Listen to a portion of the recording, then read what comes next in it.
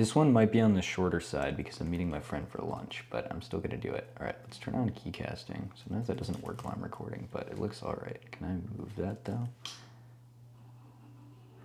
Go like that, okay. So let's see what I was working on. I think I had a to-do type file. And oh yeah, a couple days ago I kind of finished up working on voyage cards. So I was looking at like a 9-card layout. I gotta stop using the mouse, what a terrible habit. So in voyage, you can see what this looks like now. So I've kind of laid it out in a sheet of cards, and we've got kind of fronts and backs to this.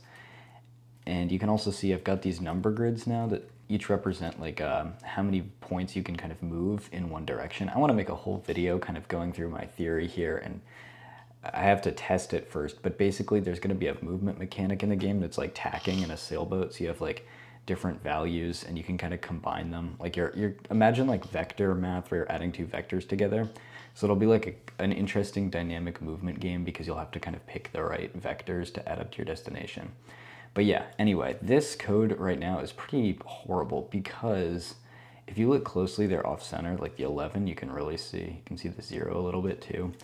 And the reason for that is basically what I did is in the place code, this is so unoptimal. I really embraced the don't prematurely optimize philosophy here by just kind of hard coding. Like you can see this is 12 and 11. And I think like I decided on that because it was, I don't know, it looked the best. Somehow like 12 and 12 like looked worse or yeah. So this is really, really bad. And bad Vim usage right now too. I don't know what I'm doing. But I don't know if I want to fix this today because the problem here is the best way to do it is to do some measurements. Let me see if I can open Figma. I'm using another monitor for the first time in a while, and it looks like my window manager is... Sometimes this Windows manager is so bad, you just gotta quit. Okay, it didn't even quit, and then reopen it. All right, and that snapped everything back to the other monitor. So yeah, I mean, that's one argument for Linux, but to be fair, I don't really use window managers all that much. But anyway, here's my, what's it called? Stormy file. Somewhere in here, yeah, I have that asset that I pulled up last time. So basically the idea, one idea at least, that my friend gave me is to measure this kind of, and like I could draw a kind of a square box around this, right, and then justify center the text in there, and then I would have much more accurate depiction. I don't know if you can see this that well because of the contrast, but I could also measure this segment, and that's all measurable. Thing is, I don't really feel like doing it right now because I think it would take a bit of finagling to get to work. First of all, this is like fractional pixels, which is kind of annoying. And I'm also scaling it, I believe, in the code. I believe like somewhere, let's see, where's the image? FG table, place. No, I guess I just have it hard coded, but I would want to kind of snap it to the less bad dimensions. I want it like 112. So the other argument that I've been thinking about is instead of like having my own just drawing and then like trying to layer the text on top of it, there is on Typst universe. Wow, it's an off day for typing, I guess. There's a package called Catsets. I don't really know how to say it. But this is basically for drawing diagrams, and you can kind of style them arbitrarily to anything, which is really nice because I know they have like labeled things. So here's some good projects with them. So Zap, what's the best? There's one for finite automata I've used before. Yeah, this one is cool because it allows you to like label different graphs. So I was kind of thinking of something like that where I could custom program my own. All of this could be drawn in Typst. The thing is like getting the arrow style just right would also be like a little bit of a headache, but I kind of want to do it just so I get like pixel perfect niceness there. And then the other thing I wanted to work on is I've got, in the final result, right, there's gonna be just a single card page. So I could just right now render, that's actually, that key casting is really annoying. I guess I can go like that. I could render a card. Maybe I could put the key casting somewhere else, but I don't know where I'll edit myself into. I don't know, I won't worry about it for now. I could put like just a plain card, and let's say this is, well, I think I actually defined a card to be called front. So this takes a season and then a wind table. So I could do like, oops, man, why am I messing up so much? It's because I'm not looking at this keyboard. I'm not used to looking at a monitor. Front, and then winter, and what did it need? A wind table. And the wind table, I think I can just pass directions. That's just like a hard-coded wind table, and all that is basically just this, which is a hard-coded kind of thing. So if I do that, and I switch back, we should see, okay, that did not render. Why did that not render? Front directions. Why is that just an empty tuple?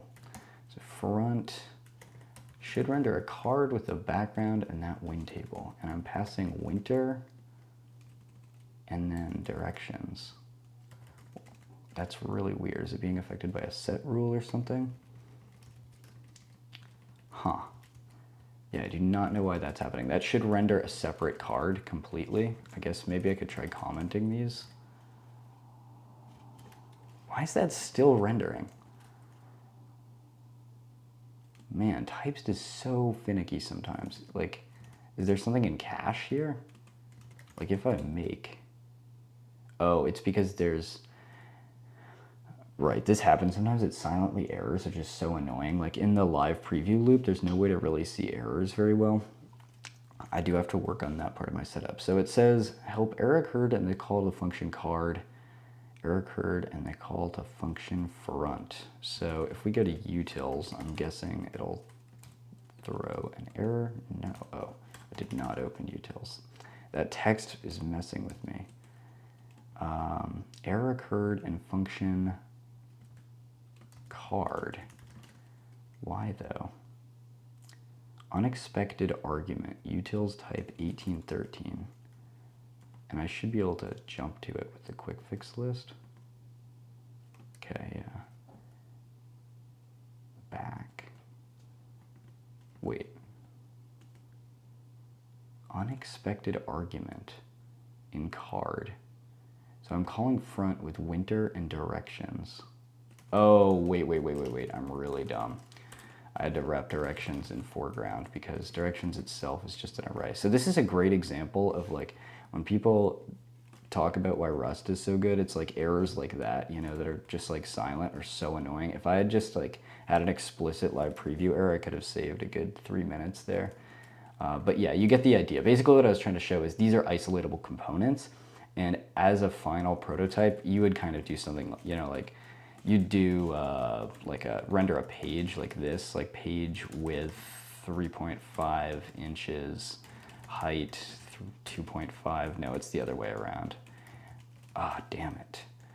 It's actually quite hard to type when your head is at this angle. For some reason, it's messing with me. Okay, and then margin 0M, and then we'll just put, actually, we can just go like that, and then it's weird. I feel like what I'm mistyping is like one character to the left because, I don't know, my hands are like trying to slide towards my monitor. It's really weird. And let's make that inches.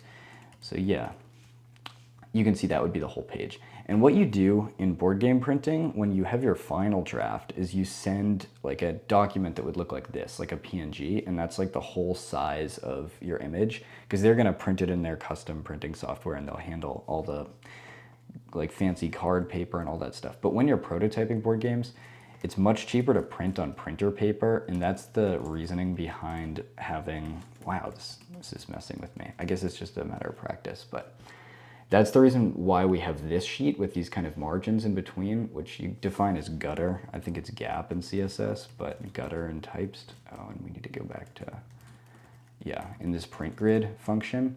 And yeah, so you can just print that out, like university printers are free for us, and then just cut it out with a paper cutter, and that's like way easier to prototype. And if you do it on cardstock, it's honestly pretty playable. It's not like all floppy and bad. But yeah, one thing, I don't know if I've mentioned this, I'm all over the place in this one, is, so we have these two sheets, right?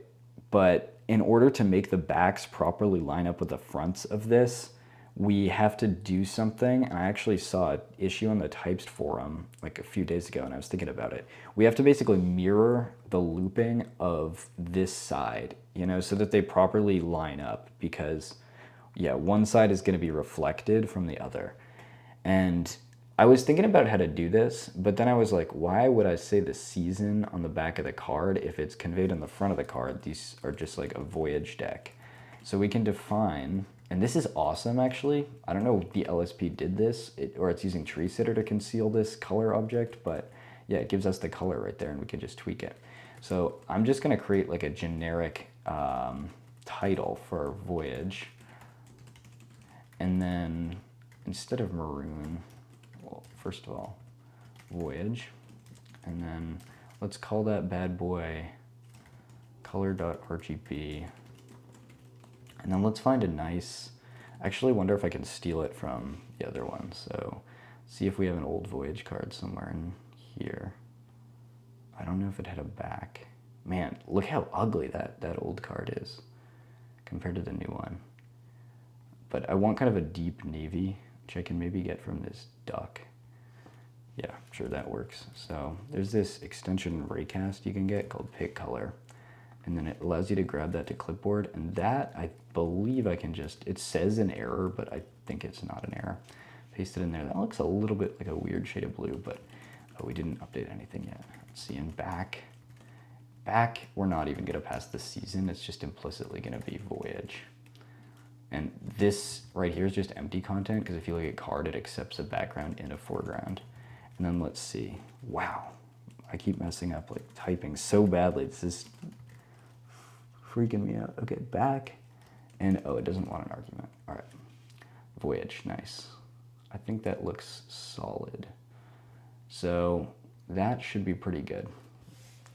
I have to go pretty soon, but I guess one other thing I could look into is I wanted to, let's see, in the to-do function for voyage, I was at one point gonna have like different, like, so there's 4 different seasons, but I was gonna have kind of cards that work for both seasons, you know, like inter-seasonal cards, like a summer and fall combo card that can be used in either season. I'm not sure if I want to show that on the back anymore, because you don't want hidden information on the back of a card that's like a mechanical nombo. So I'll probably end up putting that on the front. Let's see, I think this is solid. I'm gonna get rid of this for now just because we don't have actually double-sided cards that would matter. Like all the backs are gonna be the same, but I probably will be a thing for another mechanic. Yeah, these two need to be done. And then there's loading data with a CSV. I guess I could try to start that right now. That might be too ambitious, but at least I'll get a start on it. So one big part of our board game is we have this one sheet, this Google sheet called Stormy Master Sheet, and people keep requesting access rights to this. Like I'm not gonna give you random access rights. You send me like an email if you have an idea. Oh God, they're just cramming it down our throats now.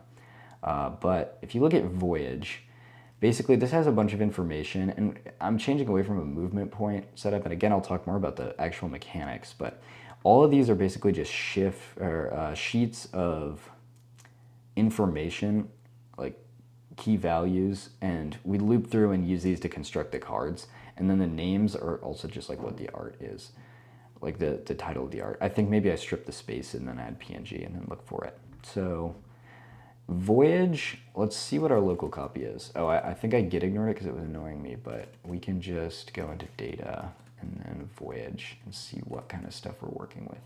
Okay, so I don't know why that's YY. That should be season, probably some Vim movement artifact. Wow, this colorization of this CSV is amazing. I'm not sure I even have a plugin installed that's doing that. There's so many features in NeoVim now that are just kind of like, oh, that's nice they added that. It's getting, I'm not worried about it getting bloated really, but it's like definitely slowly turning into more and more of an IDE. But let's see. Okay, so to load this into Typst, I was originally using like Python and like the CSV module, and then I was kind of passing it to the Typst compiler, but that was kind of chunky, and then I switched to Bash, but that also has its problems. Like To be honest, the bash syntax is great for kind of one-liner CLI things, but actually writing bash scripts, it's just because I'm not good at it yet. If I were a lot better at it, it would be much more fun, but just like the syntax of if statements and stuff is like really yucky to me.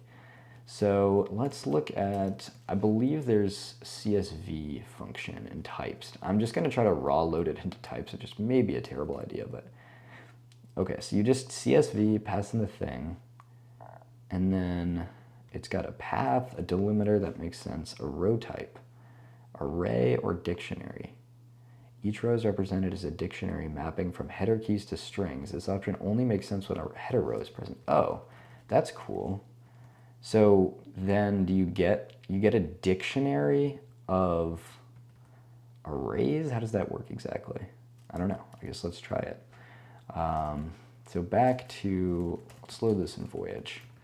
Should probably load this in utils, but I can move things around later. So if we let our data equal CSV and then pass in, I guess, our root, so data slash voyage, control XF, yes. Okay, might not like that because our root is weird. File not found, searched it. So how about if I do dot dot slash? Okay, now you're happy. I'm gonna actually comment this stuff out so we don't get a ton of like rendering performance issues. Not that I think we really will, but I just want to mess with one thing at a time. So let's see what data is. This is a great part of Typst and the LSP. It's kind of always in a debugging mode. I've talked about this a little bit before, but you can see how we get kind of a live preview of a value. It's always kind of running through. I guess it's not really imperative or declarative, it's more imperative, but in an interesting way, it's kind of always running. So what can we do to, we've got an array. What is the CSV support? So delimiter and then row type or array or dictionary. So is it just dictionary? Okay, row type. It's also really interesting to use kebab case. I quite like it. I find it like nicer to type than snake case or yeah, the one with underscores, but it is an interesting thing. I haven't seen that a lot. So dictionary. Okay, so now what does it look like? Oh, sick. Oh my God, that's awesome. That is so sick. Winter, winter, winter. Okay. That's awesome. So I do have to go quite soon, but let's do some just little manipulation on that. So if I data.map, and I always forget, let's actually just go into a script block. Data.map. Something's weird about this. Why are you not triggering LSP? Data.map. No definition of, oh, it's out of scope. You can't do that, never mind. Data.map. Does this return? Okay, it returns the array. So you have to reassign it. Data equals, well, let's worry about that in a second. First of all, let's capture the object, and then probably better to call it row. And then in here, we want to kind of return cards. So if we have a card, let's actually move VAP. There's probably a better way to select that, but we want cards that take certain arguments. Well, we call them front now. And the front will take a season and then foreground, which is a win table, and a background. And the background remains constant. So it's just the season and the win table. So a season and then win table, which for this, let's just FG directions, just so we can get the seasons parsed quickly. So the season currently in our spreadsheet, okay, is, probably everyone knows, but Control-Shift-T opens your last tab. It's like a day one workflow bro hack. We've got, okay, so the seasons are just capitalized like that. So all we really have to do is, we've got seasons. Where are our seasons defined? They are just like that. So maybe it would be better to make a dictionary of seasons where we say like this. Let seasons equals, I don't really remember. Is that how you define a dictionary? And then we do like spring. Well, let's just copy all of this actually. Like that. And then norm dt df space norm. Well, I think you can just do norm and it reruns on the last selection. Let's test that. No, it doesn't.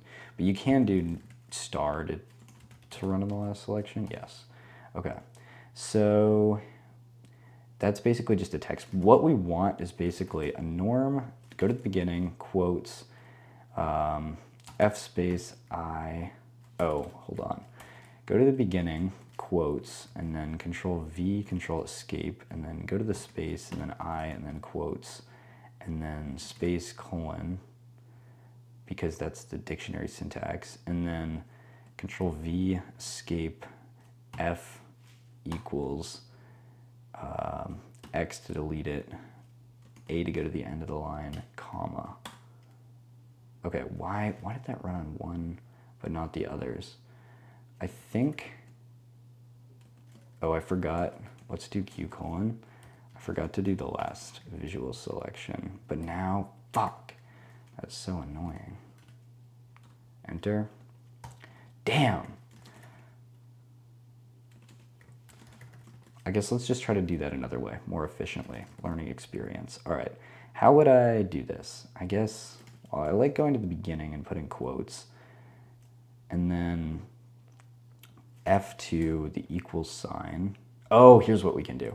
So go to the beginning, put a quote, and then control V, control escape to get that escape, and then let's go to the F equals sign, and then let's go S,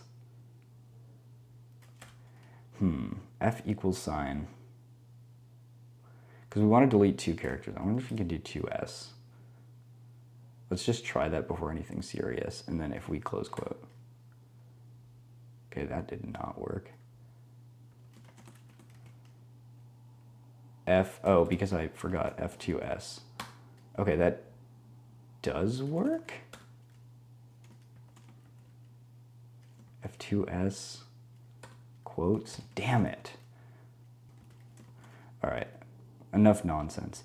F to the space, insert quotes, control V, actually, insert quotes, colon, and then control V, escape, A, comma, boom.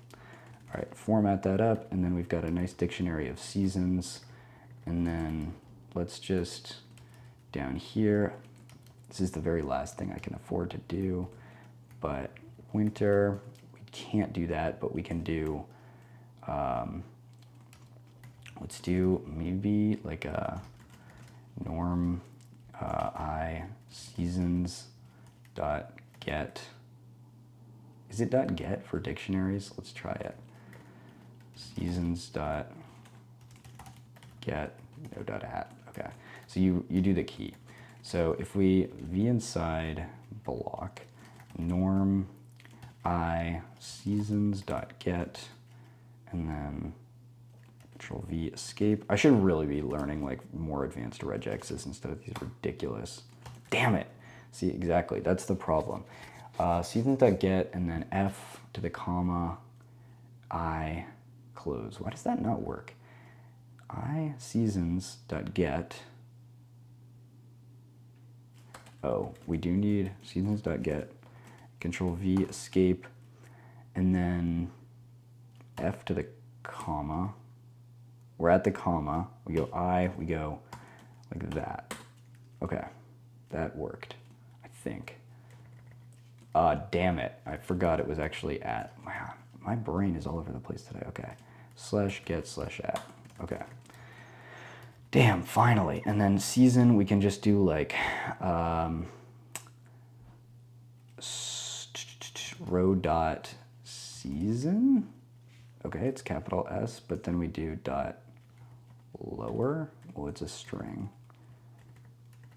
Is it like string? How do you get a lowercase string? str dot lower last. Okay, I'm gonna look that up. Type string lower. It would be so annoying if I had to implement this myself. Okay, I don't. Oh, it's literally just lower. Lower. I guess that's pretty common.